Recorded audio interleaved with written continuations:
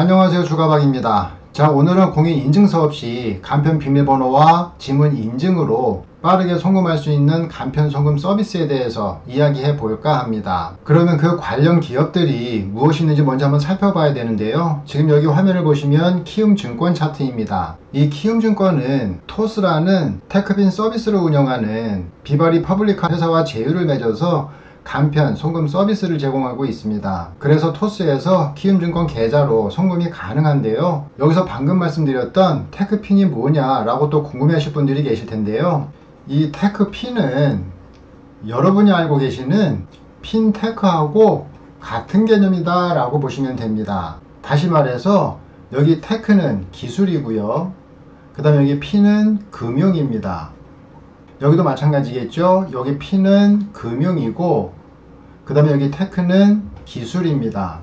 보면 순서가 바뀌었죠. 말 그대로 기술을 바탕으로 금융이 융합되었느냐 아니면 금융을 바탕으로 기술이 융합되었느냐에 따라서 테크핀이라고도 하고요, 핀테크라고도 합니다. 그런데 그 개념은 동일하다라고 보시면 돼요. 자, 다시 키움증권으로 돌아가서요, 이 토스는 현재 1000만 명이 사용하고 있는 대표적인 간편 송금 서비스 플랫폼이다 라고 보시면 되고요. 송금할 때 수수료가 발생한다는 단점이 있습니다. 그런데 주의할 사항은 PC를 통한 웹 결제 방식을 이용하면 개인정보와 결제 비밀번호인 핀번호를 입력해야 하는데요. 최근 이로 인해서 토스에서 이용자의 보안이 뚫리는 바람에 피해가 발생한 사례가 있습니다. 비록 전체 이용자 중에 1%가 웹결제를 이용하고 있다고 하는데요. 이 수치가 중요한 게 아니라 금융 보안은 이유를 막론하고 절대로 뚫려서는 안 되는 겁니다. 이렇게 핀테크 문화가 급성장할수록 이용자의 자산을 지키기 위한 철통 보안 마련도 시급하다고 봐야 할 겁니다. 그래서 시장에서는 이러한 문제를 해결하기 위한 키로 어떤 해커도 뚫을 수 없다는 블록체인을 이용한 보안 패키지 개발에 온 힘을 다 쏟고 있다라고 보시면 될 것 같고요. 자, 그 다음에 카카오에서 운영하는 카카오페이도 보시면 카카오페이는 수수료는 없지만 머니를 충전해서 사용해야 하기 때문에 토스보다는 송금 과정이 조금 번거롭다 라고 보시면 될 것 같고요. 카카오페이는 블록체인 기반의 보안을 이용하고 있기 때문에 토스보다는 좀 더 안전하지 않을까 라는 생각이 듭니다. 자, 그 다음에 삼성전자에서 이용하고 있는 삼성페이가 있는데요. 삼성페이는 일부 은행으로 국한적으로 사용이 가능합니다. 여기 지금 보시는 것처럼 우리은행, 기업은행, 그 다음에 신한, 그 다음에 국민, 그 다음에 하나, 농협이 있고요. 그리고 여기에는 지금 없지만 대구은행 등 일부 은행들만 이용할 수 있다는 단점이 있습니다. 그러다 보니까 간편 송금 결제 관련해서는 토스와 이 카카오페이가 절대적이다 라고 보시면 되는데요. 카카오페이는 누구나 다 아시다시피 카카오에서 운영하고 있기 때문에 얘는 빼기로 하고요. 토스와 관련된 회사들만 좀 알아보도록 하겠습니다. 우선 키움증권인데요. 조금 아까 이 키움증권은 이 토스하고 제휴를 맺어서 간편 송금 서비스를 제공하고 있다라고 말씀을 드렸죠. 그리고 또 키움증권 같은 경우에는 증시의 유동성이 좋을 때에는 수혜를 보는 증권사다라고 보시면 됩니다. 그래서 키움증권은 유동성 확대에 따른 수혜하고요, 토스와 제휴를 한 송금 서비스 성장에 대한 기대감으로 이렇게 가고 있다라고 보시면 될 것 같고요. 차트를 조금만 더 확대해서 보시면 이 단기 2평과 중기 2평의 괴리가 좀 큽니다. 그래서 이 괴리가 좀 좁혀지면 그때 투자의 관점으로 접근해 보셔도 좋을 것 같고요. 이 키움증권의 기업 개요를 한번 보시면 대주주가 다우기술이고요. 지분율이 48.33, 거의 한 50%에 가까운 지분율을 갖고 있죠. 그래서 다우기술을 한번 보면은요, 다우기술 같은 경우에는 이평선들을 살짝 밀집시켜 놓고 이 전고점도 살짝 돌파하는 모습을 보이고 있죠. 그런데 어떠한 종목이든지 간에 이렇게 이평선들의 괴리가 크면 반드시 조정이 들어오게 되어 있습니다. 그래서 다우기술이 여기서 충분히 더 가기 위해서는 이 밑에 이렇게 들떠 있는 이평선들을 어느 정도 밀집시켜 놓고 재출발해야만 롱런을 할 수 있기 때문에 조만간 추가적인 조정이 들어올 가능성이 좀 있어 보이고요. 수급상황도 한번 보시면 여기 보시면 요 하루를 제외하고 외국인들이 계속 매집하고 있는 모습들이 보이고 있죠. 이렇게 매집하고 있다고 해서 이런 자리에 치고 들어가시면 손실날 확률이 엄청나게 큽니다. 이렇게 외국인이나 기관들이 순매수 치고 들어올 때에는 언제까지 기다리시면 되느냐면요, 차익 실현이 나올 때까지 좀 기다리셨다가 반등 자리에서 따라 붙으시면 됩니다. 다시 말해서 외국인이 이렇게 순매수를 하고 있으면 이런 자리에서 언제 차익 실현이 나올지 모르고요.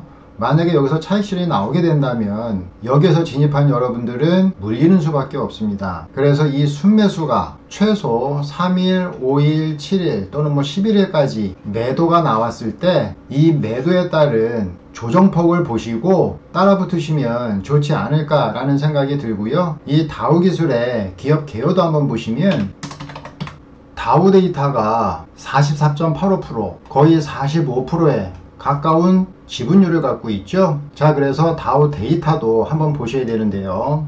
자, 여기서 보시면 다우데이터는 고점이 살짝 낮아지고 있는 모습이 보이고 있죠. 그 다음에 단기 이평과 중기 이평의 이격도 상당히 많이 벌어져 있죠. 그래서 추가적으로 이 전 고점을 돌파하기 위해서는 어느 정도 이 갭들을 좀 줄여놓고 출발해야 된다라고 또 보시면 될 것 같고요. 수급 상황도 한번 보시면 아까 다우 기술만큼은 아니지만 그래도 전체적으로 봤을 때 매도보다는 매수 비중이 좀 더 커 보이고요. 그 다음에 여기 기타 외인을 보시면 많지는 않지만 계속 순매수를 보이고 있습니다. 그리고 개인도 보시면 매수보다는 매도가 더 많죠. 자, 그래서 수급 상황이 썩 좋은 건 아니지만 굳이 퍼센테이지로 얘기를 한다면 그래도 한 70% 정도는 수급이 양호하다라고 보시면 될 것 같고요. 자, 그리고 다우 기술로 다시 돌아가서요, 하나 놓친 게 있는데요. 기업 개요를 다시 보시면 다우 기술의 대주주가 다우 데이터라고 말씀을 드렸고요.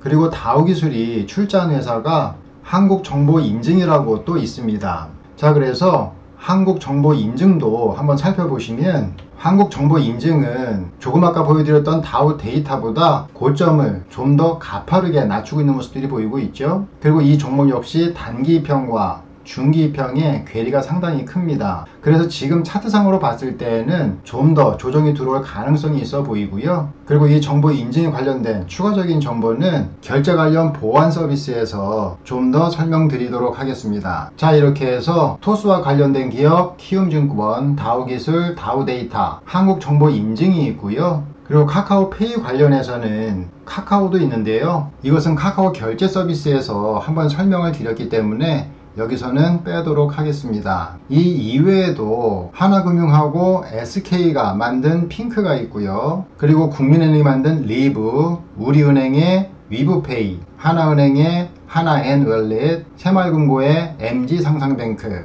그 다음에 우체국페이의 포스트페이가 있는데요. 아마 이거 말고도 제가 찾지 못한 간편 송금 서비스가 더 있지 않을까라는 생각이 듭니다. 하지만 뭐 더 찾아보는 건 의미가 없는 듯 해서 여기까지만 하고 마무리 짓도록 하고요. 그리고 참고로 한국은행이 지난 24일 발표한 2019년 중 전자지급 서비스 이용 현황을 보시면 지난해 간편 송금 서비스 이용 실적이 하루에 249만 건으로 76.7% 증가세를 보였고요.